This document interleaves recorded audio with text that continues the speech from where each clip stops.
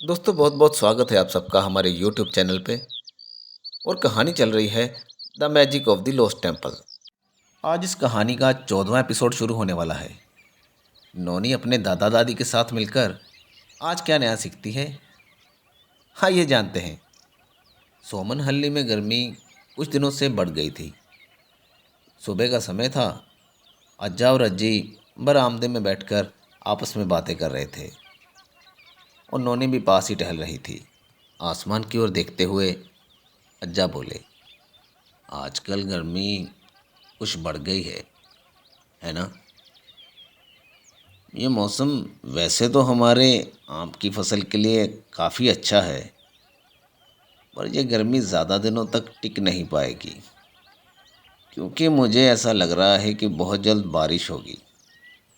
कुछ ही दिनों में बारिश होगी।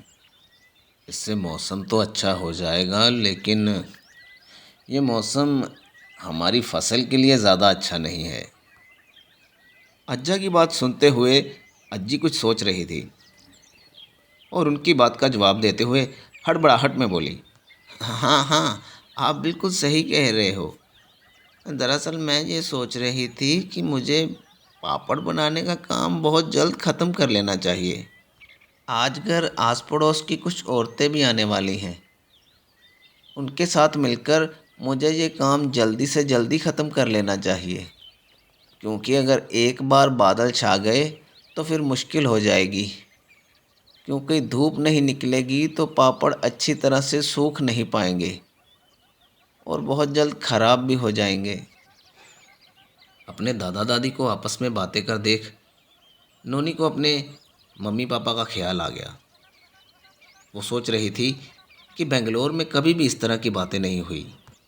शायद ही उसके मम्मी पापा ने कभी मौसम, धूप, पापड़, इन सब चीज़ों की कभी बात भी की होगी। आमतौर पर नोनी के मम्मी पापा आपस में एक दो टॉपिक पर ही बात करते थे। पापा ने क्लिनिक पर कितने पेशेंट अटेंड किए, या मम्मा के ऑफिस में कौन से नए रूल लागू हुए हैं, या फिर उनकी बेटी के फ्यूचर में क्या होगा, कैसा होगा, उसके लिए बेहतर क्लासेस कौन सी रहेंगी, या नोनी को बड़े होकर कौन से कॉलेज में जाना है, वगैरह वगैरह। बहुत जल्द आस पड़ोस की कुछ और औरतें घर दाखिल हुई और दादी ने अपने पापड़ बनाने का काम शुरू कर दिया। वो अपने बड़े से किचन में पापड़ के लिए आटा गूंद रही थी और साथ ही नोनी के तीनों दोस्त अमित, मेधा और आनंद बिन बुलाए मेहमानों की तरह वहां पहुंच चुके थे। वो आए तो नोनी के साथ खेलने के लिए थे, लेकिन दादी ने कुछ और ही सोच रखा था। सभी बच्चों को पास बुलाते हुए अज्जी बोली, देखो बच्चों, आज हम सभी मिलकर पापड़ बनाने वाले हैं और तुम सब बच्चों को हमारी मदद करनी होगी। जैसे जैसे हम पापड़ बनाना शुरू करेंगे, तुम सभी बच्चे मिलकर उन गीले पापड़ों को छत पर ले जाना और वहाँ पर प्लास्टिक की एक चादर बिछा रखी है, उसके ऊपर रखते जाना। जैसे जैसे धूप पड़ेगी पापड़ सूखकर तैयार हो जाएंगे। मुझे यकीन है तुम सभी बच्चे हमारी मदद ज़रूर करोगे। करोगे ना। पूरे गांव में अज्जी की बात वैसे भी कोई नहीं टालता था और ये बच्चे तो वैसे ही अज्जी से बहुत प्यार करते थे और अज्जी भी इन बच्चों से बहुत प्यार करती थी। सभी बच्चे इस काम के लिए तुरंत मान गए और अपनी अपनी ड्यूटी देने के लिए बिल्कुल तैयार हो गए। नोनी और आनंद ने तो देखते ही देखते गीले पापड़ लेकर छत पर पहुंचाने शुरू भी कर दिए और दूसरी ओर अमित और मेधा हाथों में छड़ी लिए इस बात का ध्यान रख रहे थे कि आसमान से कोई पंछी आकर उन पापड़ों को खराब न कर दे। ये पूरा काम लगातार काफ़ी देर तक युद्ध स्तर पर जारी रहा। घर में चारों ओर उन्हीं पापड़ों की महक घूम रही थी। बच्चों को एक शरारत क्या सूझी, उन्होंने तो पापड़ तोड़ तोड़ कर खाने शुरू भी कर दिए। मेधा ने नोनी से कहा, नोनी क्यों ना हम दादी से थोड़ा गूंदा हुआ आटा ही ले आएं। अरे वो भी पापड़ से कम नहीं होगा, क्या कहती हो, जरा चक्कर देखते हैं। नोनी भी तुरंत मान गई और सीधा अपनी दादी के पास पहुंच गई। दरअसल अज्जी, मैं आपसे वो पापड़ बनाने के लिए तैयार की गई डो का कुछ टुकड़ा लेने आई थी। क्या वो क्या आप मुझे थोड़ा सा दे दोगे प्लीज़? नोनी की बात सुनकर दादी समझ चुकी थी कि बच्चे कुछ शरारत करने के मूड में है।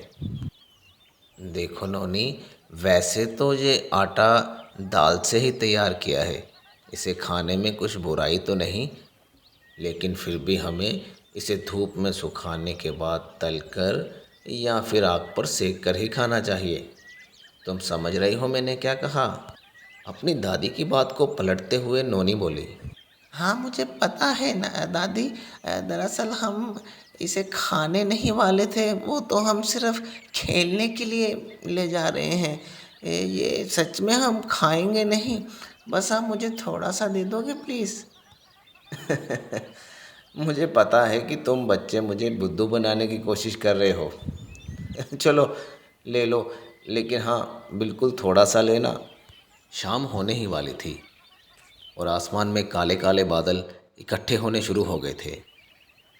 जैसे ही अज्जी का ध्यान आसमान की ओर गया, तुरंत अपने साथियों को आवाज़ दी। मेरी बात सुनो, सभी लोग पापड़ बनाना बंद कर दो। मुझे लगता है बहुत जल्द बारिश होने वाली है। सुनो, रोक दो, रोक दो। सभी बच्चे जल्दी करो, छत पर पहुंच जाओ। सभी पापड़ों को ढक दो। अगर पानी गिर गया तो सारे के सारे पापड़ खराब हो जाएंगे और हमारे पूरे दिन की मेहनत खराब हो जाएगी। समझे बच्चों, जल्दी करो। सभी बच्चे दौड़ते हुए छत पर पहुंचे। वो भी चाहते थे कि उन पापड़ों को गीला होने से बचाया जाए, लेकिन जैसे ही वो छत पर पहुंचे, उनसे पहले बारिश वहां पहुंच चुकी थी। लेकिन बच्चे भी पूरी तेजी से पापड़ इकट्ठे कर रहे थे। वो भी चाहते थे कि एक भी पापड़ खराब ना हो। अरे ये क्या हुआ? पहले बारिश क्या कम थी, बारिश के साथ साथ अब ओले भी गिरने लगे। ओले गिरते देख दादी को भी बच्चों की चिंता होने लगी थी। उन्हें नीचे वापस बुलाते हुए दादी बोली। बच्चों मेरी बात सुनो। अरे जितने पापड़ उठाए गए हैं बस ठीक है, उनको छोड़ दो। तुम सभी बच्चे नीचे आ जाओ। अरे मैं नहीं चाहती कि किसी को चोट लग जाए। इतने बड़े बड़े नींबू की तरह ये गिर रहे हैं, किसी के भी लग गया तो मुश्किल हो जाएगी। पापड़ वहीं रहने दो बच्चों, तुम नीचे आ जाओ बस। अरे पापड़ खराब हो जाएंगे तो क्या हुआ, हम किसी दिन दोबारा बना लेंगे। तुम सब अब नीचे आ जाओ बच्चों, नीचे आ जाओ। बच्चों ने अज्जी का कहना माना और छत के साथ बनी हुई बालकनी में आकर खड़े हो गए।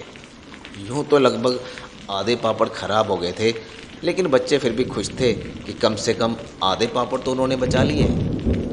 बालकनी में खड़े होकर तेज बारिश देखने का नज़ारा बहुत ही बढ़िया था और उसके साथ साथ ये बर्फीली हवाएं, बड़े बड़े नारियल के झाड़ हवा में यूं झूम रहे थे मानो नाच रहे हों। नोनी ने ऐसा नज़ारा अपने घर बेंगलोर में कभी नहीं देखा था। पूरी छत पर अब ओले ही ओले बिखरे पड़े थे। नोनी चुपके से जाकर एक खाने ही वाली थी। इतने में दादी की आवाज़ आई। सभी बच्चे नीचे आ जाओ, मैंने सबके लिए गरम गरम दूध बनाया है। सभी बच्चे नीचे आ जाओ जल्दी। दूसरी ओर अज्जा भी अपने कुछ दोस्तों के साथ बैठकर बातें कर रहे थे।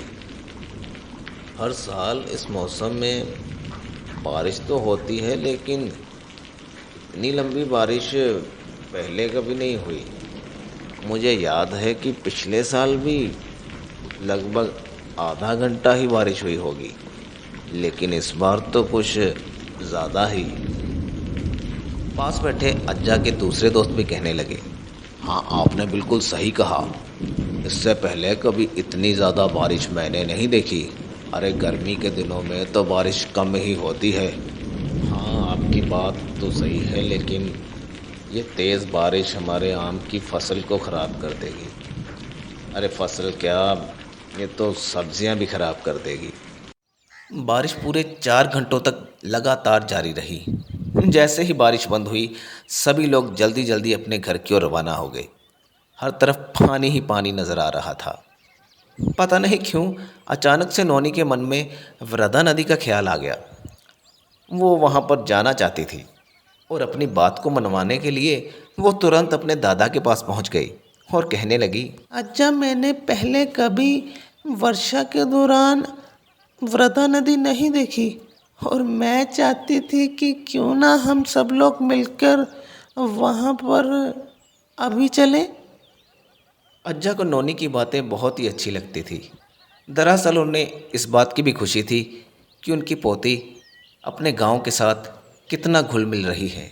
शायद यही कारण होगा कि वो नोनी को किसी भी बात के लिए मना ही नहीं करते थे, और इस बात के लिए भी उन्होंने हामी भर दी और कहा, अच्छा वो तो ठीक है बेटे, लेकिन वहाँ पर अभी जाना ठीक नहीं होगा, और अगर तुम्हारा इतना ही मन है तो मैं महादेव से कह दूंगा, वो तुम्हें और तुम्हारे सभी दोस्तों को कल सुबह ही ले जाएगा। सुबह तक गांव में जमा पानी भी कम हो जाएगा और महादेव तुम सभी बच्चों को ट्रक में बिठा कर ले जाएगा। लेकिन वहाँ कीचड़ होगा बेटे, इस बात का ध्यान रखना, और कीचड़ में चलना इतना आसान नहीं होगा। वैसे तो महादेव तुम्हारे साथ होगा तो वो तुम सबको सिखा देगा कि कीचड़ में कैसे चलना है। हालांकि नोनी की दादी को ये बात कुछ ज़्यादा अच्छी नहीं लग रही थी, लेकिन वो दादा की बात को टाल भी नहीं सकती थी। फिर भी नोनी को चिढ़ाते हुए दादी नोनी से, अच्छा वैसे नोनी तुम नदी पर जाकर क्या देखना चाहती हो? नदी में तो पानी ही होगा ना, और वो पानी तुम पहले कई बार देख चुकी हो। जानती हो वहाँ पर पानी का चढ़ाव कितना ज़्यादा होगा, और मैं नहीं चाहती कि तुम लोग वहाँ जाओ।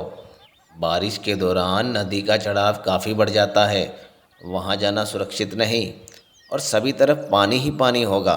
मैं नहीं चाहती कि तुम वहाँ जाओ, और कीचड़ में तुम्हारे पैर फंस जाएंगे।